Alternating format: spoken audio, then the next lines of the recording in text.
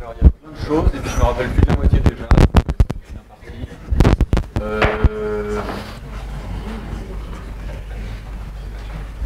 Alors, on va remonter en inverse, ce sera plus simple. Oui. Alors, d'où viennent les mythes, les religions, etc. à partir du moment où tu as dit que c'était vraiment les techniques qui primaient, qui ont permis cette mise en place. Je te l'ai fait Bon, celle-là, facile. Je vois que c'est des petites questions, donc ça va. Non, en tout cas, on observe l'apparition de témoignages religieux, c'est-à-dire l'enterrement des morts et aussi, j'indiquais le goût pour l'insolite. On observe ça à partir du moment où, justement, il y a une suffisante autonomisation de la mémoire externe. Autrement dit, à partir du moment où des formes, le principe de reproduction des formes, il y a une chose que j'en profite pour dire que je n'ai pas dit tout à l'heure, c'est que tant qu'on est en mode darwinien, en mode biologique, on va dire, une forme, le principe de la reproduction de cette forme, c'est qu'elle serve à la reproduction, c'est que la mémoire de cette forme soit conservée. Autrement dit, c'est le succès reproductif dans la mémoire biologique qui assure la reproduction de la forme, tant qu'on est en mode biologique. À partir du moment où il y a une nouvelle mémoire, une mémoire culturelle, ce qui fait la conservation d'une forme, son succès reproductif, c'est son succès reproductif dans la mémoire sociale. Autrement dit, une anticipation qui ne sert à rien du point de vue biologique, du moment qu'elle réussit socialement, c'est-à-dire si, eh bien, elle va réussir. D'accord ? Et c'est à ce moment-là qu'on voit des signes du religieux, c'est-à-dire à partir du moment où, donc, il va pouvoir y avoir des formes, des outils, des signes, enfin, appelons ça comme on veut, reproductibles dans la mémoire culturelle en fonction d'un succès dans la mémoire culturelle. Donc dans ce cadre-là, peuvent se construire des édifices dont la logique et le principe de conservation appartient à la mémoire culturelle et non plus à la mémoire biologique. Et parmi eux, bien sûr, la connaissance de la mort, des grands mythes, des principes organisateurs pour chaque société.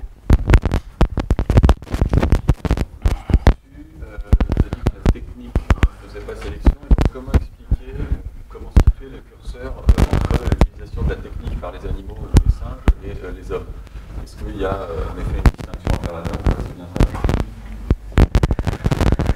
ça. Non, j'ai dit oui, c'est-à-dire qu'il y a deux moments. Bien sûr, on peut, étant donné une solution, étant donné une situation, trouver une solution. Par exemple, l'histoire des singes qui savent emmancher des bâtons pour attraper un régime de bananes en hauteur. Donc, il y avait un problème, toc, solution. Ça veut dire que, étant donné nos capacités cognitives à un moment donné, de ces singes-là, ils sont capables de, combinant les outils qui sont à disposition, combinant les savoir-faire dont ils disposent, trouver une solution. Ok, ça c'est bien, mais ça n'est pas un genre de technique. Enfin, si on suit la logique que j'ai essayé d'extraire vraiment de Leroy Gourmand, ce n'est pas le genre de technique qui force une évolution, qui est au principe d'une évolution. Parce que ça veut dire que je résous un problème. Donc, pourquoi y aurait-il une pression de sélection? Il n'y a pas de pression de sélection vu que le problème est résolu. Il n'y a pas une pression de sélection en faveur de cette capacité-là. Il faut bien voir que si on veut qu'il y ait une pression de sélection, il faut qu'il y ait un problème qui se maintienne et par rapport auquel il y ait des variations, et donc une sélection qui puisse porter sur ces variations. Donc, autrement dit, à tout moment, à chaque fois que j'ai des outils, mes outils servent à résoudre des problèmes. Mais la pression de sélection, c'est, étant donné un répertoire d'actions possibles, et oui, il peut y avoir une pression de sélection, ceux qui ont le plus de capacité de se servir de ce répertoire. Donc, étant donné un répertoire d'actions possibles, oui, alors là, il va y avoir une sélection. Là, au départ, pensons en termes darwiniens, hein, des individus qui sont plus aptes à se servir de ce répertoire d'outils. Mais parce que c'est le milieu technique qui s'impose. Autrement dit, c'est ça quelque chose qui est très important, c'est que le principe de sélection est construit. C'est toujours le cas, c'est toujours l'espèce qui construit ce qui la sélectionne. Mais là, évidemment, cette construction, on va dire, une sélection artificielle. C'est le milieu technique qui produit la sélection. Donc, cette intelligence singe, on l'a aussi. Mais ce que je voulais dire, c'est que si on veut que la technique soit porteuse d'une tendance, eh bien, il faut qu'elle soit déterminée génétiquement et non pas en fonction de la situation. C'est-à-dire qu'il faut qu'il y ait un décalage temporaire entre le moment de fabrication et le moment d'utilisation. Et c'est ça la clé, c'est-à-dire que c'est ce décalage, c'est le fait que l'outil est fabriqué avant son usage. C'est ce décalage de la même façon qu'un organe est fabriqué avant de servir. Et c'est ça qui est un petit peu contre-intuitif, parce que nous, on est en train de toujours se dire « Oh bah tiens, moi je vais faire l'organe pour ». Mais la question, c'est comment... ça, c'est ce que je n'ai pas le droit de faire, si je puis dire. Me faire comme si je pouvais m'inventer et transmettre des nouvelles fins, des nouveaux archétypes d'emblée. Il faut qu'au contraire, j'arrive à comprendre la nouvelle mémoire de ces archétypes, de ces finalités. Est-ce que je dis des trucs trop compliqués là, non? Enfin, c'est pas compliqué, mais en fait, quand on regarde, c'est simple. Deux questions sur les outils qui sont un peu en lien. Tu as dit qu'on ne pouvait pas... Enfin, non, plutôt. Je vais d'abord faire la première. Tu as bien précisé que, tu viens de le redire à l'instant, qu'il ne fallait pas faire de lien direct entre outils et utilisation, qu'il y avait une forme d'exaltation. D'abord l'outil, ensuite ses usages. Alors, quel lien tu fais par contre entre l'outil et l'utilisation si l'apparition des outils n'est pas, tu l'as un peu dit là, mais voilà, peut-être le redire autrement. Et la question de la classification que propose le roi Gourand dans L'Homme et la matière, il les classe aussi par utilisation. Oui. Et comment est-ce qu'on peut faire ça s'il n'y a pas de lien? Donc, voilà, deux questions, lien outil.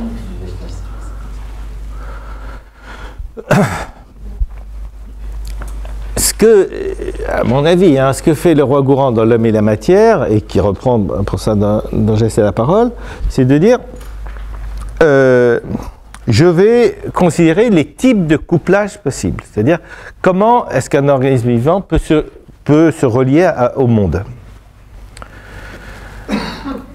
Et évidemment, c'est culotté de dire je vais essayer d'en donner, de décrire tout ce champ de possibles. En tout cas, je me mets à ce travail-là. Je considère que cette tâche est une tâche humaine possible, qui est, on va dire, une technologie, dans le sens vraiment propre, de faire ce rangement, cette classification. Et il construit cette classification, c'est vrai, pas à la façon Simondon, c'est-à-dire qu'il ne pense pas le fonctionnement interne de l'objet comme outil, il le pense vraiment comme médiation du couplage entre l'organisme et son environnement.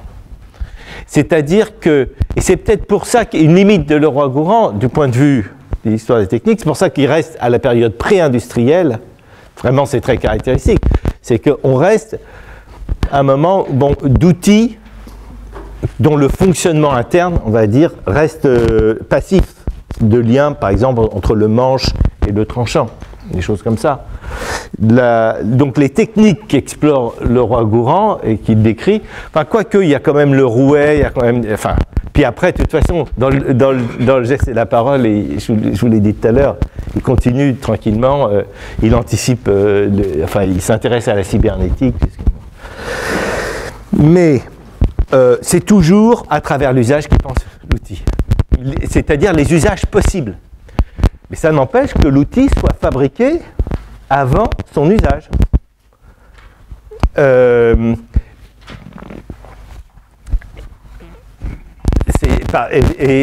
faut penser exactement, c'est ce qui est finalement le propre du darwinisme, c'est la variation qui se produit avant la sélection. Ça tombe bien parce qu'il y a une question justement sur le darwinisme à laquelle tu as répondu un peu en partie, où l'une des questions c'était à dire que dans l'opposition que tu faisais dans les présentations sur, en effet, les chaînes de transformation lamarckienne et darwinienne par rapport à la technique, il y avait peut-être rien de darwinien au moment où tu as présenté quelque chose de darwinien. C'était ça, entre autres?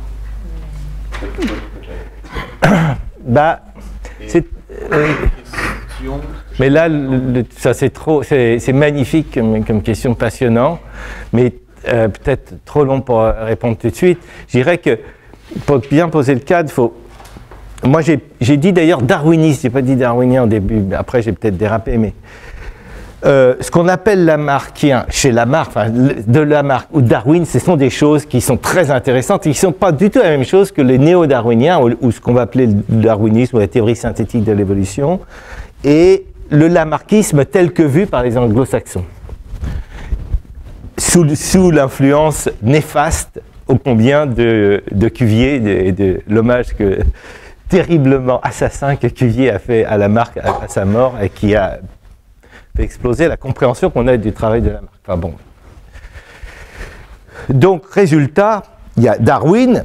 Chez Darwin, il y a transmission héréditaire des caractères acquis, bien sûr, forcément, puisque de toute façon, c'est ça l'évolution, c'est il y a des caractères qui ont été acquis à un moment donné qui vont se retrouver dans la descendance, sinon il n'y aurait pas d'évolution. Donc si on associe darwinisme à une critique de la transmission héréditaire des caractères acquis, on n'a rien compris. Puisque, bien sûr, il y a la transmission héréditaire des caractères acquis. Mais, et c'est ça toute l'affaire, les caractères n'ont pas été acquis parce qu'ils étaient utiles. Ça, c'est l'idée lamarckienne, c'est de dire autrement dit, j'aurais acquis un caractère parce qu'il est utile. Et donc je le transmettrai. Non, les caractères sont acquis, bien sûr, mais pas, et c'est seulement après qu'on voit s'ils sont utiles ou pas. Donc il y a ce décalage temporel et c'est ça le cœur de la différence. C'est pas acquis ou pas acquis, je dirais, c'est acquis, pourquoi, comment. En fait, si on veut faire la différence intéressante. C'est autrement dit, le darwinisme, ça consiste à dire que j'ai des variations avant l'épreuve de l'efficacité de ces variations. Andreas, je crois que c'était vous aussi, quand j'ai noté quand même retour du système nerveux, c'est que vous disiez qu'il y avait quand même une complexification à partir de... C'est ça ou genre... Là, c'était pas du tout une question, c'est Eric Gola qui avait pensé qu'il y avait une pression sur la boîte crânienne qui était exercée par les capacités cognitives qui devaient se développer, qui étaient appelées à se développer à partir du moment où il y a eu le dégagement des mains et l'utilisation d'outils par l'homme, et que du coup il y avait un appel au développement cognitif qui se faisait et que ça avait fait une certaine pression sur la boîte crânienne. Mais c'est peut-être moi qui vais trop vite en faisant un lien, en disant que c'était le nerveux qui faisait la pression sur la boîte crânienne, alors qu'on pourrait dire que alors, en tout cas, exactement, en tout cas, c'est ce que vous dites là, enfin, Leroy-Gourhan parle textuellement de ça, enfin, on pourrait retrouver presque dans votre formulation une chose sur Leroy-Gourhan, il dit, en tout cas, on n'a jamais vu ça, jamais, parce que ça aurait été possible, parce que on peut dire, bon, ben voilà, quand on était on est encore même comme un orang-outan avec ou un gorille avec quand même une grande partie du temps à quatre pattes. On s'en dresse de temps en temps, mais bon, on se déplace quand même à quatre pattes. À ce moment-là, on a la tête en avant. Évidemment, il faut tenir cette tête en avant. Ça veut dire du gros système musculaire pour tenir la tête. Ça veut dire une crête pour attacher le système musculaire de la tête qui est à l'avant. Puis nous, à partir du moment où on est debout, toc, ça se voit, le trou occipital bascule. Il est en bas de la colonne vertébrale, et à ce moment-là, allègement de la structure crânienne, puisqu'on n'a plus besoin de la tenir devant. Enfin, ça, c'est vraiment le genre de truc qu'étudie à fond Leroy-Gourhan. Alors, ça nous libère de la place dans le crâne pour mettre du cerveau. Mais ce qui est marrant, c'est qu'au départ, cette place est libérée, mais ce n'est pas rempli de cerveau. Et ça va se remplir de plus en plus, et après, bon, le front va un peu avancer, le menton reculer, mais c'est des détails. Mais ce qu'il dit, c'est que s'il y avait une pression de sélection en faveur d'un développement du système nerveux, bah, on l'aurait fait. Si ça avait été le seul problème, comme si le seul problème pour le développement du système nerveux, c'était trouver de la place, sous-entendu, c'est bidon. Non, s'il avait fallu, ben, on aurait sorti une bosse. Et si vraiment ça avait été ça le truc, si vraiment ça avait été le cerveau, l'objet sur lequel portait la sélection, ben on se serait arrangé, ou alors on l'aurait mis, je sais pas quoi, ailleurs, le morceau de cerveau qu'il nous fallait. Ça paraît ridicule de dire que tout dépend d'un peu de place dans une boîte crânienne, quoi. Alors,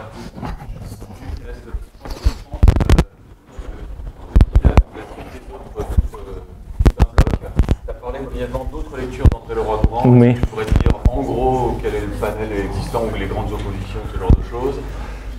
Est-ce qu'il n'y aurait pas la question, à partir du moment où on dit que c'est du côté des techniques alors que le biologique ne bouge plus, qu'il y a évolution humaine, est-ce qu'il ne pourrait pas avoir une forme de dépassement, le terme est mal choisi, mais disons, est-ce que les capacités de gestion, de compréhension des techniques de la biologie ne pourraient pas se trouver limitées par rapport au niveau d'évolution technique, ce qui peut mener vers la question du transhumanisme ou des choses comme ça. Et puis la question tout en haut, où j'écris, et je ne sais pas si ça fait référence, est-ce que Julien a posé une question, je vous laisse la poser, et puis tu as 3 minutes pour répondre à ces 3 questions. Attends, avant que tu la poses, parce que moi aussi j'ai oublié les questions d'avant. Autre lecture, est-ce qu'il y aurait pas... Alors oui, effectivement, Leroi-Gourhan. Alors vous voyez, je fais un topo. Le topo que je vous ai fait et la lecture que j'ai faite, c'est matérialisme maximal, hein, sans concession, sans limite, sans retenue, total. Matérialisme. Autrement dit, il s'agit d'expliquer l'esprit, la pensée, simplement en se basant sur les articulations telles que physique et biologie peuvent nous les donner. Point barre. Et je dirais que cette méthode, elle force. Elle est une bonne hygiène intellectuelle de la tenir fermement. Mais Leroi-Gourhan, en même temps, considère que, et ça va facilement, parce qu'il a aussi toutes ces idées d'essayer de penser ce fait humain qu'il aime dans toutes les échelles, dans toutes les ethnies, à toutes les époques. Et donc, à partir du moment où il y a un phénomène, où j'essaye comme ça de décrire une transformation historique de l'apparition de l'humanité, enfin, dans le temps, eh bien, si cette description est suffisamment déterministe, je peux faire comme une espèce de grand renversement à la Leibniz, c'est-à-dire, finalement, le déterminisme et le finalisme, c'est la même chose. Enfin, la causalité ou la finalité, c'est la même chose si je suis dans le mode déterministe. Donc, finalement, il y a un espèce de retournement comme une chaussette possible de tout ce qu'on dit en disant, finalement, c'est un procédé de la création, ça a un sens, on va vers le point oméga, par exemple. Leroi-Gourhan lit Teilhard de Chardin, mais il est très inspiré par Bergson. Ça, ce serait tout un chapitre absolument passionnant de montrer les liens dans la réflexion entre Leroi-Gourhan et Bergson. Et tout ce que je vous ai raconté, on peut le reprendre avec un autre langage qui serait celui d'une avancée, du vivant.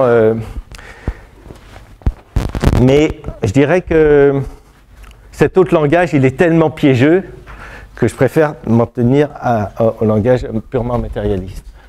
Sur l'obsolescence du système nerveux par rapport à la complexification technique au-delà d'un certain seuil qui serait le contemporain.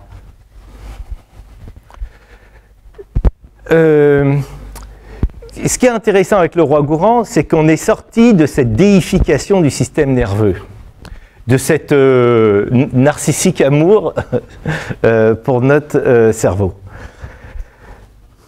Du coup, ce qui fait qu'on est, et du coup, ça nous force à penser sur ce que c'est que notre être comme un être vivant, en relation avec ça, mais ce qui est la clé, bon, là, il faudrait, enfin, je le développerai à la limite en laissant Leroi-Gourhan de côté, je le développe.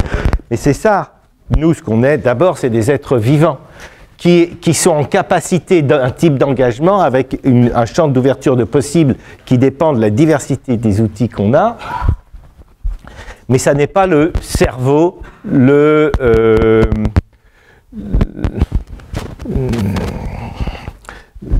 Enfin bon, qu'il ne faut pas tous le point de référence. Hein.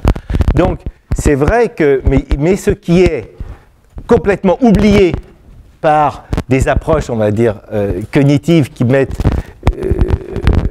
la pensée dans la machine, c'est pas du tout ça. C'est pas la pensée, c'est évidemment le calcul, la combinaison, les chaînes d'actes, enfin ce qu'ils appellent les chaînes opératoires et toute la complexité du traitement qui peut être fait par les machines pour des êtres vivants. Hein, voilà. Donc une partie évidemment peut être gérée par des aspects calculatoires, peut être fait par notre cerveau, et d'autres par des machines. Et se déplacent complètement les supports de du champ des possibles, mais ça n'empêche que c'est toujours pour un organisme vivant qui s'engage. Oui. En fait, ma question, ça avait plus à voir avec la prothétisation du corps. Oui. Parce que, ouais, plus on avance dans les technologies sortent de quoi. Mais quand on les imite directement au corps humain, le cerveau, je me demandais si le cerveau avait le laps de temps nécessaire pour s'habituer à cette technologie qui vient se prothétiser à elle. Par exemple, on parle à la fantasme pour dire le transhumanisme, on coupe les jambes pour nous mettre des jambes plus rapides. Simplement, je ne sais pas combien de kilomètres/heure. Mais est-ce que le cerveau va pouvoir être capable de gérer cette technique qu'on vient de lui implanter, ou est-ce qu'il va Mais ça, c'est encore une fois mettre le cerveau, enfin, ça correspond de toute cette déification du cerveau et en général de l'intelligence. Et je pense que si ça peut s'installer, ça peut réussir, c'est qu'on aura trouvé des moyens de gérer ces prothèses, hein, qui peuvent être partie interne, partie externe. On peut s'appuyer, et quand on conduit, on peut très bien conduire une voiture, on a juste à faire ça, c'est quand même simple, et même si derrière, il y a des systèmes qui font changer en fait le rapport entre le mouvement du volant et les roues de 36 façons, les ABS, etc. Et je peux avoir plein d'éléments délégués. Donc cet arbitrage n'est pas... Désolé, la dernière question, je sais qu'une arc... Ah d'accord.